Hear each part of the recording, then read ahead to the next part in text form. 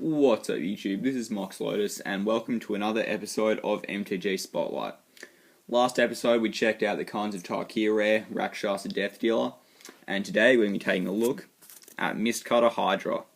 So Mistcutter Hydra is a 0/0 for X and a green, and obviously X can be whatever number you choose, and it is a rare from Theros, a Hydra, and it can't be countered. It has haste, protection from blue, and when it enters the battlefield, it has X +1/+1 counters on it, where X is how much mana you spend to play him. So obviously, here's a beat stick. Controlled X hate this card. Pretty much, once you drop this guy, you're just going to attack straight away. And now when this card came out back in Theros, it didn't really see much play because there wasn't really any +1/+1 counter interaction. However, in Khans of Tarkir, the new Abzan clan, I think actually synergizes really well with this card.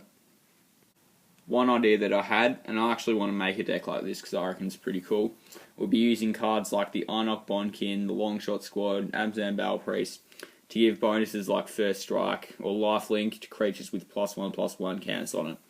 And because with Mistcutter Hydra, you can see here it enters the battlefield with the +1/+1 counters on it. That means that when you drop him, if you've already got a few of these guys out, you can just swing in and it'll just be a huge powerhouse. Now, the good thing about all these cards is that they don't actually have to be outlasted themselves to get the effect. You'll never even need to outlast them if you don't want to. You can just drop in the Mistcutter Hydra with a bunch of theirs on the board and then just clean up. You can also use some other Theros block cards, such as the Reverend Hunter and the Hero's Bane, both of which gain +1/+1 counters, and whilst they're not as fast as Mistcutter Hydra, they're definitely still powerful, and they can definitely leave a pretty big impact on the board.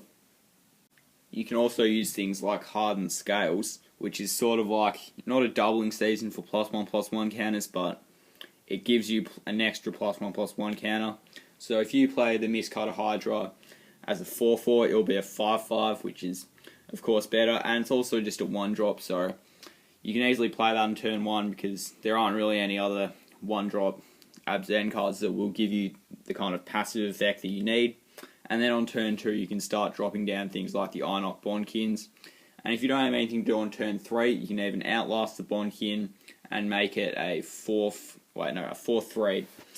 So yeah, it is pretty cool. And you can also use this type of deck engine in a Garve Guru of Spores deck as kind of like, it wouldn't be the best build obviously, but it'll be pretty interesting for Commander. So that was just an idea around a deck that you can make with this card. And I definitely think that in Dragons of Tarkir, the Abzan will be getting more powerful, passive, outlast kind of cards.